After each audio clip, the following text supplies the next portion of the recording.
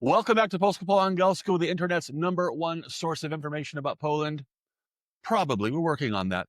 Okay, really excited today because for the first time I have a special guest. I'm joined by somebody to discuss some stuff. Really excited about this. His name is Tobi.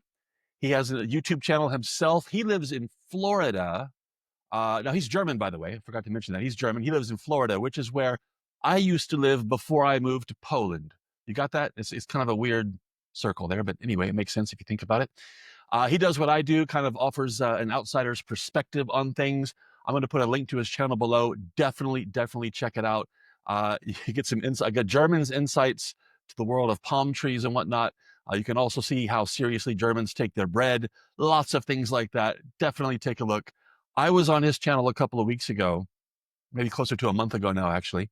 And we talked about Florida and Poland and things like that. And now he's here to join me to talk about some of my recent videos. But first, before we get to that, let's bring Tobi in. Tobi, sorry for the super long introduction, but thanks for joining us. How are you? No worries. Thanks. I'm good. How are you? You know, the last few weeks, the last month or so, 6 weeks or so, I have published 4 or 5 videos that have some connection to Germany, maybe a direct connection, and some of them are on a topic that's kind of relevant to Germany. And I thought it would be good to get your input on these things, the German perspective on the videos that are directly about Germany, the German perspective on other things that are about Poland, European matters, and things like that.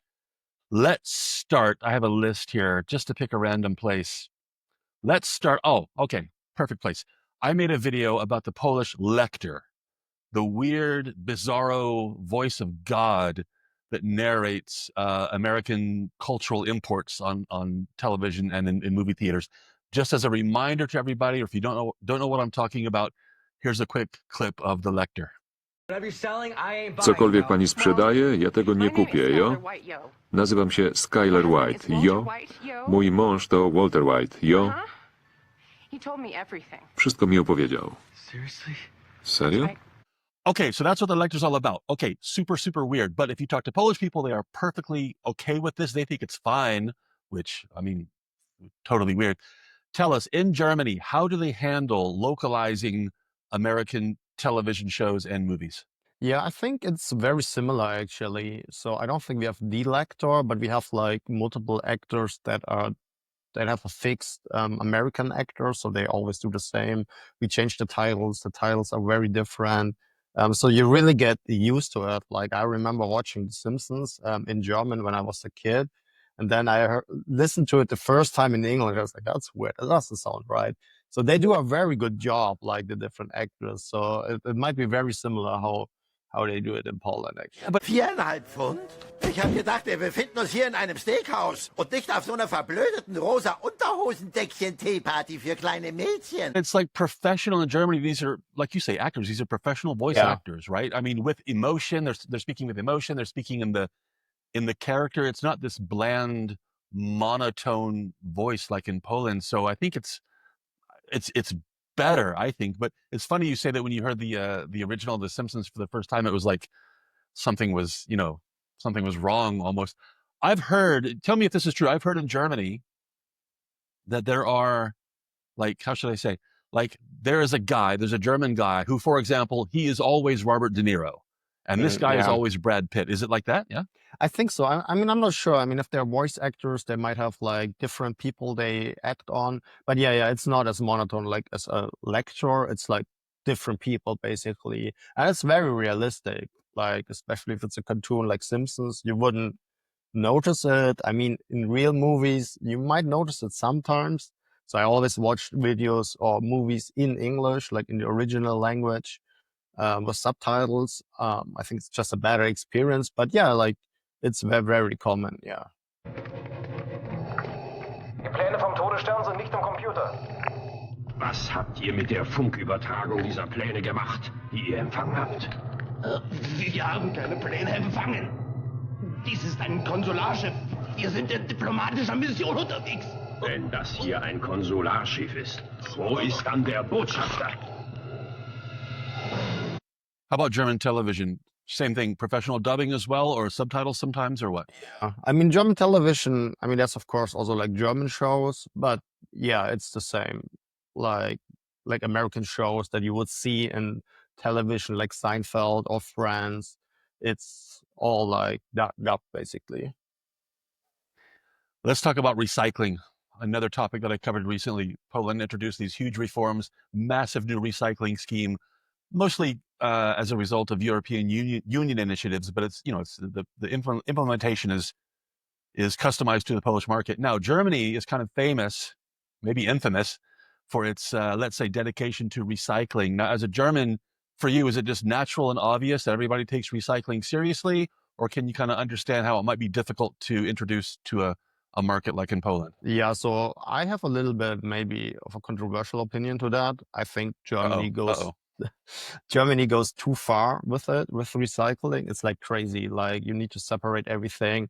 And then at the end, like even if Germany or like the European Union as a whole would do that, like there's China, there's the US, like I live in the US now. Look, there's not much recycling happening here. So I think it doesn't make a lot of sense, all this recycling. I mean, the deposit system maybe makes sense that you bring back your bottles and reuse them and get something. I think that's a good thing. But overall, I think like we in Germany and the European Union, we think we can save the environment by ourselves, but it's not possible. It's just too much. In Germany, you think there's a lot of like social pressure? I mean, your neighbors are watching you to make sure that you're doing the right thing. Absolutely. Is it like that? Yeah, 100%. Like, and there's even like glass recycling, right? Like there's like containers for glass, and then you can only use them on certain days. Like so Sunday, of course not. After certain hours, you can't use them. And then even the glass is separated by different colors. So like it takes a lot of time. So I just don't know like what's the purpose of that? Like, I mean, it's good. Wait, Tobi, between all the different colors of glass and the plastics and the paper and the, I don't know, biodegradable, how many different bags and cans do you have outside waiting to be picked up? It sounds like there's like 10. Yeah, I mean, it's crazy. I mean, it always depends. Everybody's a little bit different. Like some people take it a little bit more serious, more strict. But of course, you have like plastic, paper, waste, recycles like glass. Then you have the fund that you need to bring back to the store. It's like a whole thing. Correct me if I'm wrong. I've heard, I may have heard this on your channel. Maybe I did. Don't people, or isn't it possible in Germany to get in trouble if the grass in your lawn is kind of out of control sometimes? Yeah. And so if they get upset about that, I can easily imagine that they're very serious about recycling. Yeah, you can absolutely get into trouble. And I think they even introduced a law or something that they can check on your garbage and see did you do it correct or something. Like it's crazy, but don't quote me on that. I'm not 100% sure what. All right. Well, I can imagine. Here's the knock on the door. We're the garbage inspectors. We're here to look at your garbage. It's crazy. Okay. Like it's really getting out of hand, I think. Okay, let's get to the serious topic here. I did a whole video on the subject of German reparations to Poland for World War II, and basically, the Polish position is the moral argument, right? You owe us. This is what happened, and we have a legitimate claim. The German position is the legal position, mostly that this has been resolved, this has been addressed, decades ago, and the subject is largely closed. I don't know what kind of point of entry you want for this topic, Tobi, but tell me, let's start with maybe how would you characterize the general German attitude towards the idea of reparations for Poland? Yeah, so it's not really a topic in Germany, to be honest. Like, I have never really heard anything about it in the media. Sometimes you would see a headline. So it's not really a point of discussion, right? So that's sad. I can give you my personal opinion on that, but sure, yeah, if you go want. Ahead. Yeah, so I think, we need to let past be past at some point, because otherwise we're like in constant war all the time. We can say like, okay, here, you did this 50 years to me ago. You did this, like, look at our German history. Like Germany before World War II or even before World War I was a very different country, way, way bigger.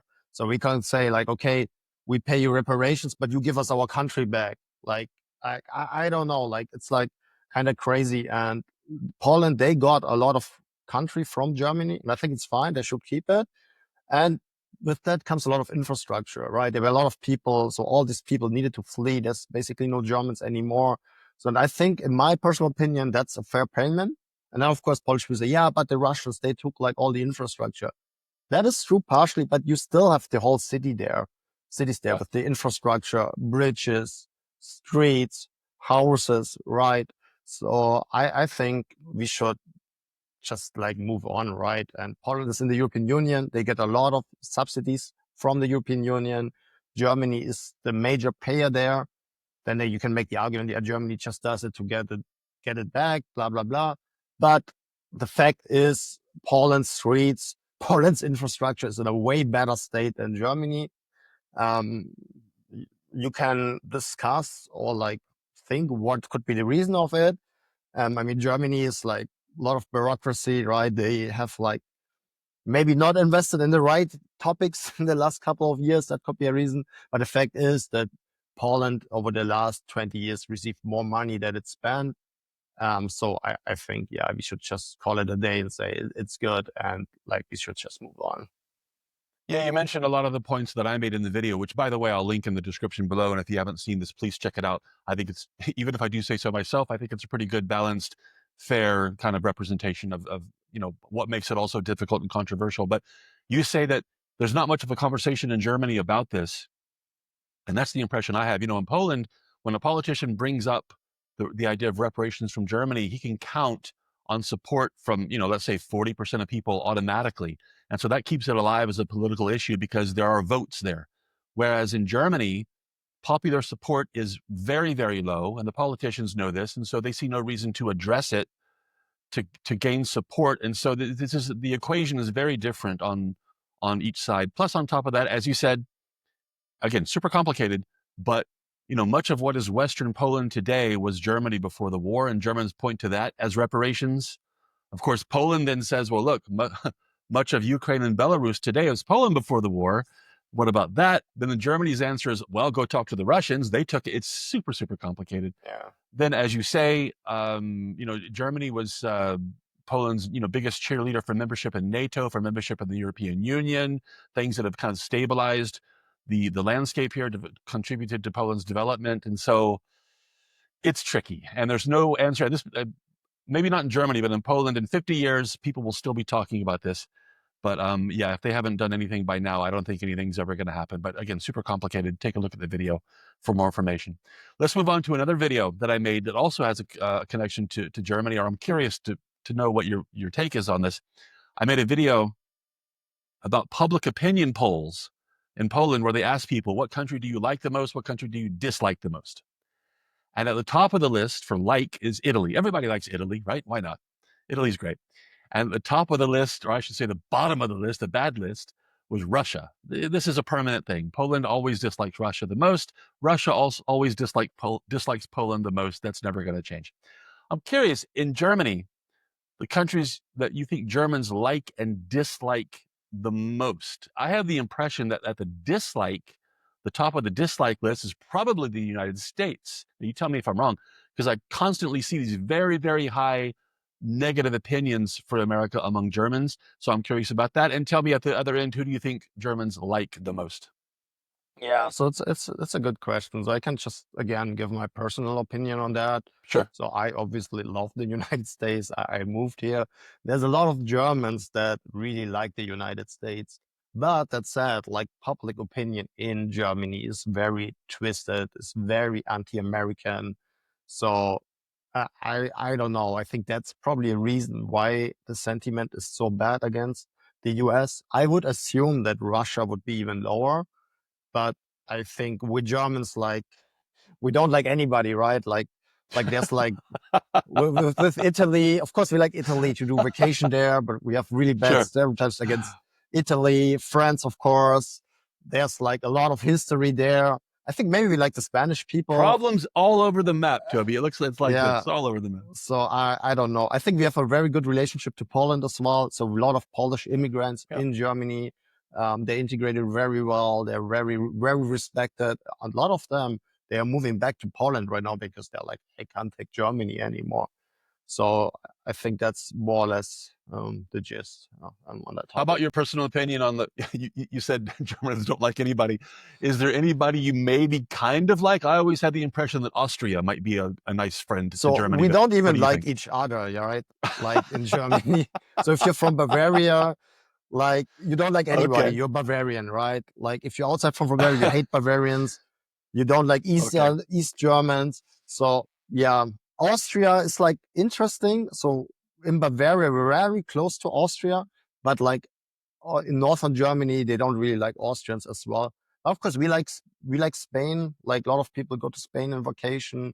Of course, I wouldn't say we did really dislike these people. Like I don't know. We have like at the end, we like everyone, I think. Like, we like to go to Italy, we like to go to France, we like to go to Spain. It's like, it's very, very complicated. And even in Bavaria, we're like, there's like people from Nuremberg that say, we're not Bavarians, we're like Franconians. So it's this whole, who do we like or who we don't like? It's like, it's very weird, very tribal, So let's say like that. very tribal, very regionalism is very strong, I Yeah. guess, in Germany. Yeah. And so that makes it difficult to like anybody outside because, like you said, you don't like people inside the borders. So making people outside is difficult, or liking people outside is difficult too. One quick thing I'll mention about that list that I mentioned, the public opinion survey among Polish people. Germany was if I remember correctly, Germany was the only country that was basically 50-50. In other words, most countries, Polish people clearly liked them or clearly disliked them, but Germany was basically even, with about half of Poles having a positive opinion towards Germany. Does that surprise you to know that about half of the Polish public has a positive opinion of Germany? I think it makes sense based also on what you said. Like on the one hand, they're like still angry about the reparations, but on the other hand, like a lot of people, a lot of Polish people, they actually moved to Germany. And so they have a lot of family and friends. They know they moved to Germany. So I think it kind of makes sense that it's like 50-50.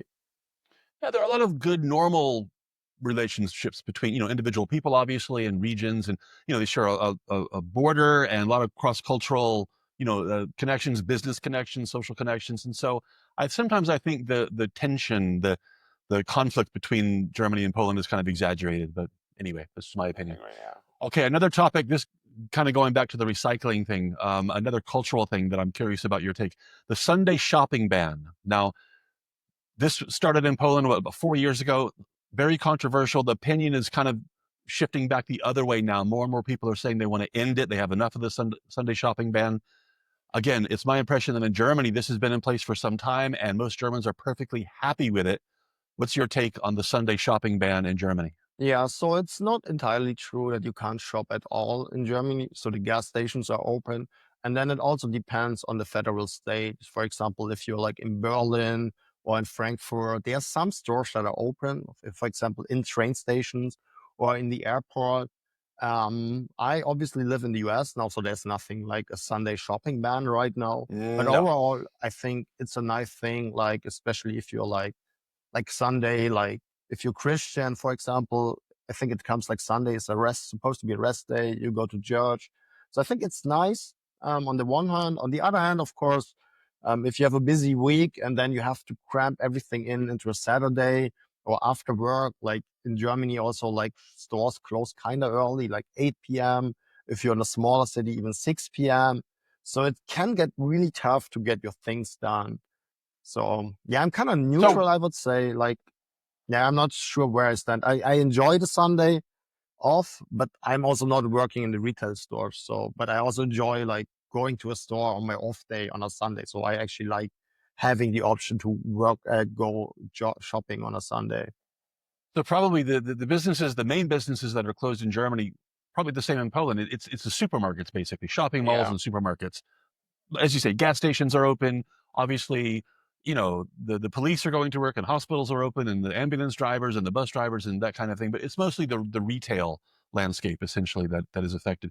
Can you imagine, by the way, based on your experience in America so far, even a theoretical remote chance that a Sunday shopping ban could ever happen? I think actually, I don't know. Like if you look at Texas, where What? they're like super like believers. So I could see at some point there might be like, okay, no, it's actually this is something we need to I'm going to disagree, respect. Toby, because I see what you mean about the religious basis for the support, but at the same time, that conflicts with the don't tell me what to do mentality. If I That's want to open true. my That's business, I'm going to freedom. do Yeah. it. So Yeah. yeah, but I don't see it happening. Plus, we're just used to the convenience there, I think. But yeah, It's unlikely, yeah, and it's capitalism. So I think this if is you true. can make a buck, like probably they will not get rid of it. If you can make a buck, Yeah. absolutely, why not?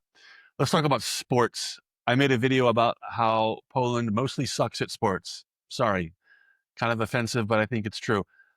Basically, the idea is this: given the size of Poland, 40 million people, I think Poland is remarkably unaccomplished at the highest levels of sports, with a couple of exceptions here and there in individual sports or an individual on a team sport. I look at Germany and I see success and achievement at basically everything. Germany's good at everything. Look at the Olympics, summer or winter, right? Look at, obviously the football team is famous for being good, consistently good for 80 years or whatever it is. Even Germany has a good basketball team. Germany has a good ice hockey team. Germany's good at everything. So what are your thoughts on this? And is there some, I don't know, secret to the success of German sport? Yeah, so I don't really have much knowledge how it is in Poland, but in Germany you have like this small local clubs in every city basically, and they get subsidies from the state.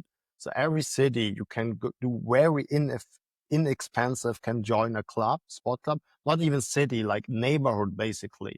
Like I'm from a small city in Bavaria, and this city in my neighborhood we had like 2 or 3 soccer clubs there. And that's already how you can start, like to become good in soccer or football or basketball. And there's just a very big support network for that, I think. And also there's a lot of people, like if you mentioned the Olympics. So there's something in place. I'm not 100% sure how it works, but you can be in the military and be like a professional athlete. So you're basically paid by the military, and your whole job is just to train like skiing or something. That's like how many people are able to live this lifestyle. Because if you're like doing like a niche sport, you're probably not making a lot of money with that. You need a job, but you also need to train a lot. And if you work for like, if you're like employed by the army, then that's probably something that enables you to do that. So at the youth level, let's say even from, elementary school age kids up to high school kids, there is a there's a structure. There are facilities there. There's a culture that encourages this, right? Yeah, absolutely. Yeah. Sorry, that promotes talent, that gets kids out there playing, gets them active, and identifies the talent and helps them to move up. In other words, there's a system. I guess that's the point. Yeah. Yeah. Yeah. That's what's missing in Poland, I think. That is what's missing. You just don't see the clubs. I mean, they're there, but the organization isn't there. And I don't want to hear this about funding, money, because, like I said in the video, you look at countries that have obviously less funding, even a crazy country like Belarus, no offense, sorry people, but, look at their achievements, their accomplishments in sports. They're much better than Poland. And so it can't be about money. It's a combination of, obviously money matters, but it's a combination of money and just mentality and culture. And I think Germany has all those things, and Poland is just, I don't know, Possible. missing something. Toby, for anybody who's thinking about checking out your channel, tell us something about what you've done recently there, and tell people what they can expect to find on your YouTube channel. Yeah, thank you. So my channel is basically like my experience as a German living in the US. So I cover a lot of topics. Some topics are political, some topics are like historical videos, reactions. Like my last video was how I went to a chain in the US to try some breakfast there, basically, like a typical store. So like a lot of things you can experience there. And I was only half joking earlier when I said something about Germans and your bread. I was joking, but at the same time, I wasn't joking, Toby, because I know you people are very serious about this. I think you have a handful of videos about your search for the real thing. And if I remember correctly, sometimes you do find it, right? You do find bread that is acceptable, don't you? No, absolutely. In the US, Okay, like good. you have great bread here, actually. You just need to know where to go, but there's a lot of small like bakeries. There's like, I feel like there's like a trend for like good bread, like especially here in the US, eating healthy. So you can find really good bread here, actually. Yeah. Yeah, it's true. We always get criticized for our crap bread at the supermarket. And yeah, if you want that, it's easy to Of find. course, But yeah. to be fair, to be honest, the good stuff is there if you know where Yeah. to look. It's absolutely true. Well, Tobi, thanks for joining me today to talk about all things German and a few of the videos, connections to the videos that I've made recently. Again, everybody watching, please check out Tobi's channel. I'll put a link in the description below. Tobi, thanks again for joining me. Thanks everybody for watching. Don't forget to like and subscribe, and we'll see you next time.